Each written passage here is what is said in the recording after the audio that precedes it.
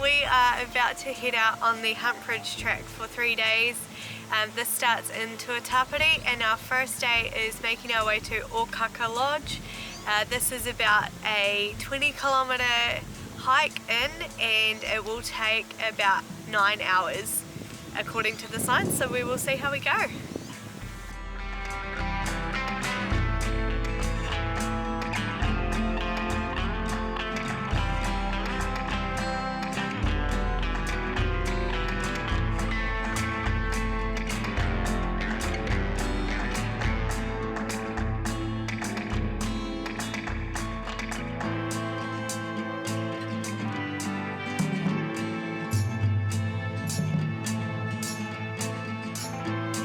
We are 1k into the walk today, and so far it has been nice and flat.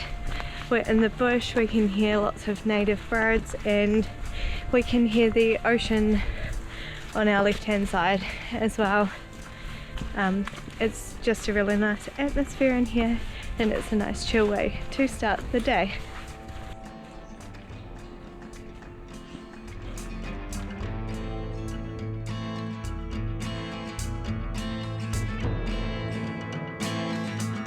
We are so close to being at the water, we can see it now, and oh, so far this track is beautiful. It makes a really nice change from climbing directly up a mountain, which is what we normally do. The Hump Ridge is becoming a great walk next year, I think. So this will be one of the last seasons, I think, before it does become a great walk, which is quite cool to get it in before, I guess, it becomes a lot more busy than it already is.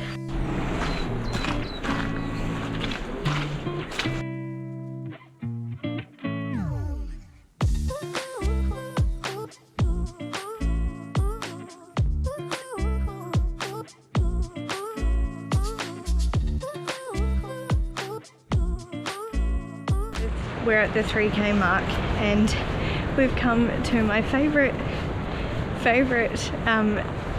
thing that you find on tracks in New Zealand, and you'll see in a minute what it is.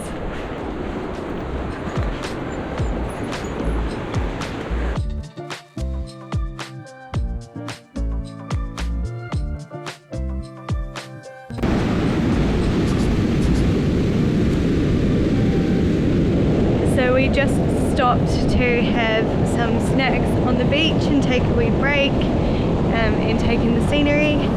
We were getting the drone set up to fly as well, but the tide is coming in, so we decided to pack it up and continue along the beach, and we will have a go at flying it off the track once we get back off the beach. I'm pretty sure that ridge line there in the distance is our destination for today as well.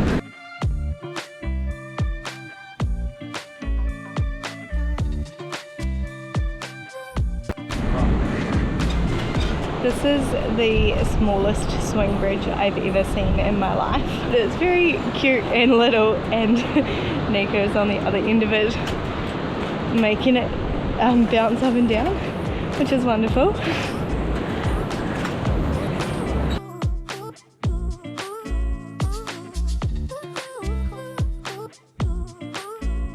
We are officially 10 kilometers into the track, which means that hopefully we're at about the halfway point. We've decided that we're going to do a 2-hour power burst with no stops, so I will catch up with you again in 2 hours.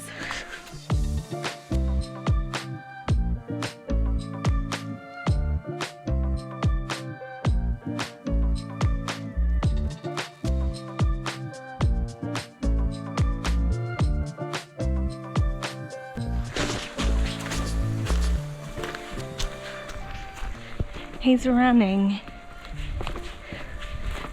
I don't know how long that's going to last for. We still have 5 hours to go.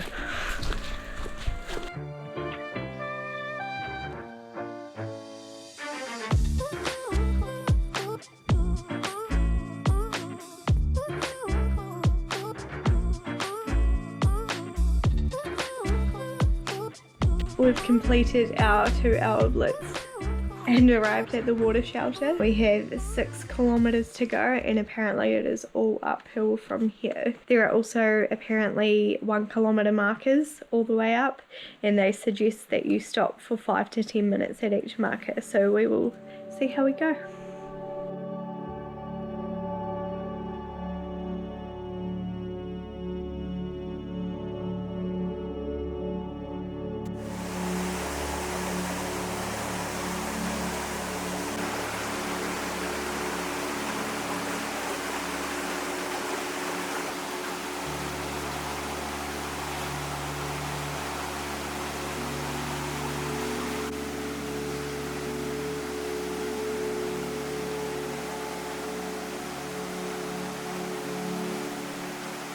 One kilometer down, 5 to go.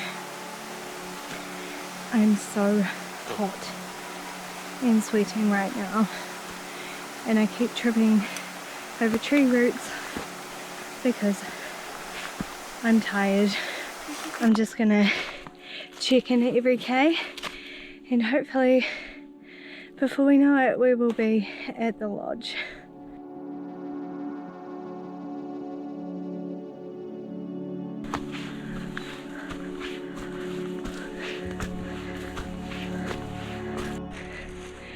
Two kilometers down, 4 to go.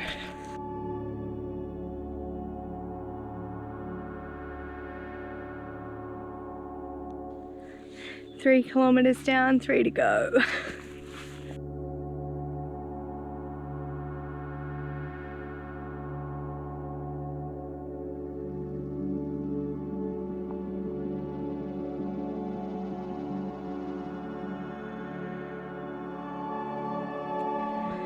We have less than 2 kilometers to go now, and I feel like we are making good progress. I think it helps that we know that there are hot showers and a comfortable bed and food and maybe cider waiting for us at the top.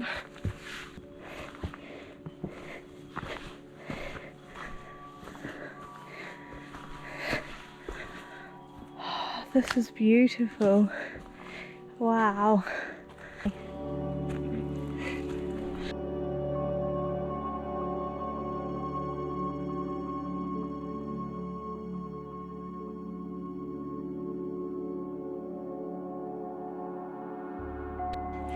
Pretty sure we are headed into the last kilometer. It is now 8:15. We were hoping to get up to the lodge by 8, but I'm pretty sure that's not going to happen now. We've still got daylight though, so it's all good. I am just so excited to take this pack and my boots off. 1 kilometer to go.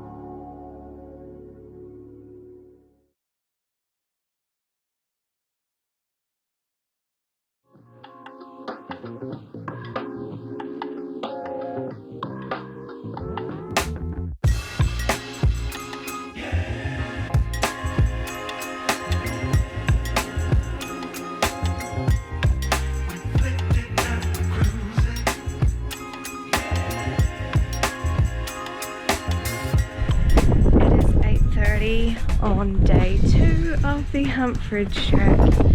We've just left the hut and we are off to do the Summit Loop track before we start making our way down to Port Craig. And today is meant to be another 7 to 9 hours. The loop track's meant to be 45 minutes to an hour return, and so we should hopefully be back on the main track at about 9:30. See you at the top.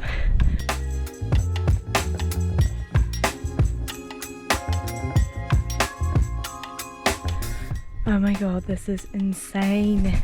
You can literally see everything from up here.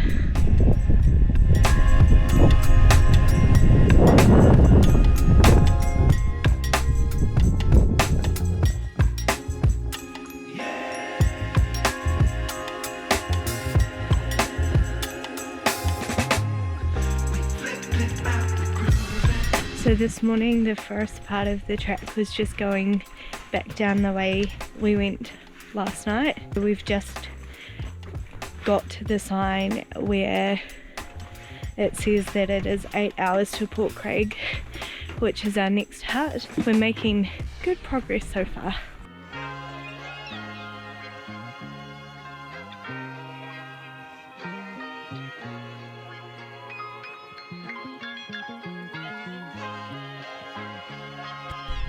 There are so many stairs on this descent. They're all boardwalk though, so that's quite nice.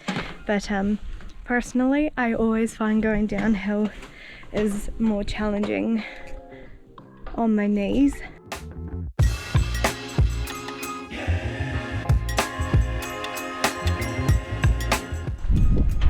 We have been going for 2 hours since the beginning of the track marker. It's now 11:30. We did stop for about a 20-minute, half-hour break though, just to take in the views and get some photos and things. We are surrounded on one side by mountains and lakes, and on the other side is the coast, and it is so beautiful.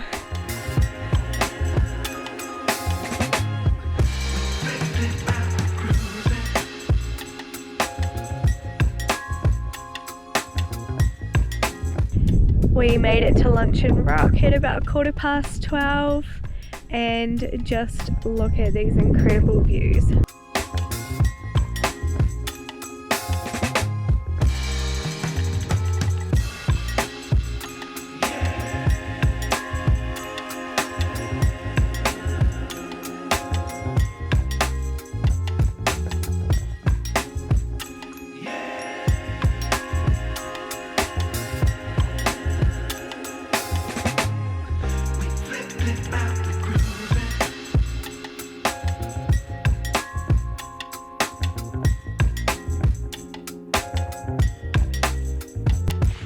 I really feel like I need to pick up the pace. I haven't seen him for like half an hour, so he's super far ahead of me. It's been the stairs slowing me down really, but we are back in my element. Look at this beautiful track covered in tree roots and dirt.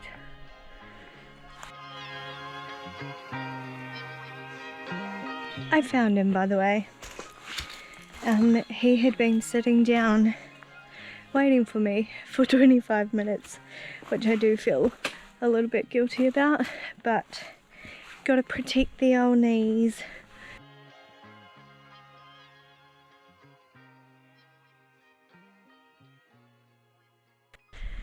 We've just had a wee break for half an hour and spent at Kia watching. It is 3:30, just after 3:30, and we're back on the track. My best guess is that it's going to be 3 hours to the lodge. So I will check in with you in an hour and see where we're at.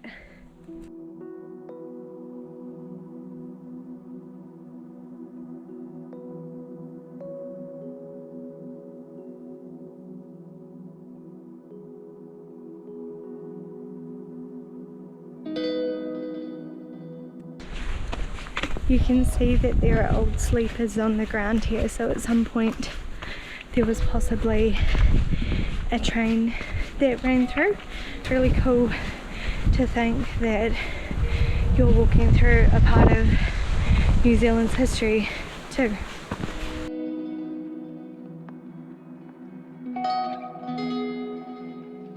We've reached Shannon's Gully and there is another swing bridge, 3 kilometres to go.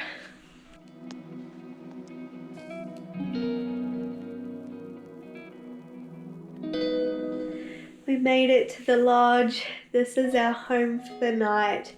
A nice comfortable bed.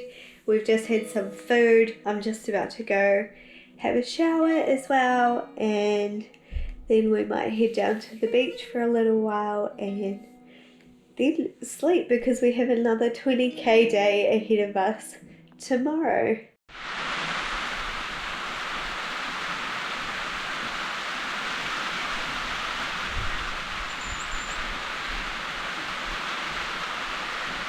This is the weather that we've woken up to on day 3. I feel like the track is going to be super muddy.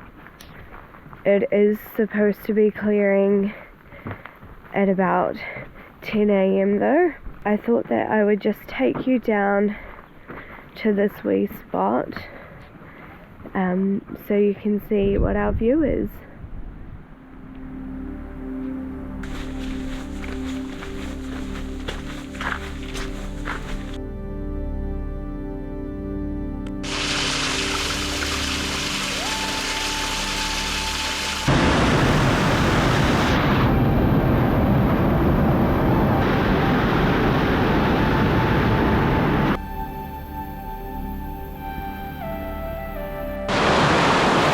We've been walking for 2 hours since we left Port Cove Lodge this morning, and we have arrived at these beautiful waterfalls, and I think that means we've got about 5 hours to go.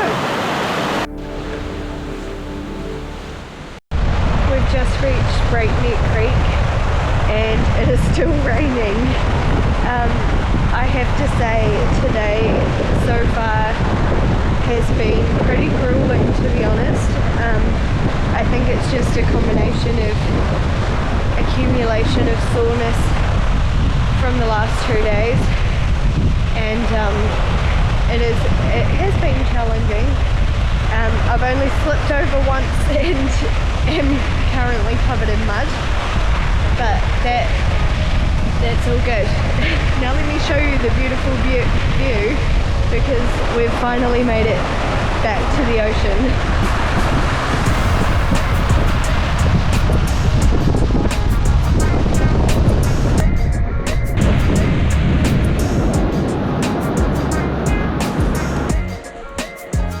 So we are now back on the track that we started on day 1. As you can see, the swing bridge is behind me. We've just gone past the junction where you can turn off to go to either hut. So we've probably got about 3 hours to go from here. I think both of us feel like we have a lot more energy now that we know what we're in for, because this is the track we came up on. So I will see you at the end. So I've come to the conclusion that I'm most likely going to get soaking wet doing this, but we've found ourselves at like a bit of a river. There is a bridge to cross it, but we decided to come down to the beach because we were trying to avoid the road that was flooded. Nico's going to try and find the bridge, and I'm going to cross it where the surf breaks, so hopefully it's a wee bit more shallow. I've come to the conclusion that it's far too deep and I don't want to get drenched. Nico's made it to the other side, so I need to try and convince him to show me how to get to the bridge. And that, my friends, is On Adventures with Sarah. I found the pathway again. We're officially 2 kilometers from the finish of the track. We are officially back home in Invercargill. That last kilometre really tested my mental willpower. We got to the car park and sat down as fast as humanly possible. This feels like the comfiest chair I've ever sat in. Yeah, we just grabbed some food and we are going to chill out for the rest of the night. I hope that you've enjoyed coming along on this trip with us, and we'll see you again soon.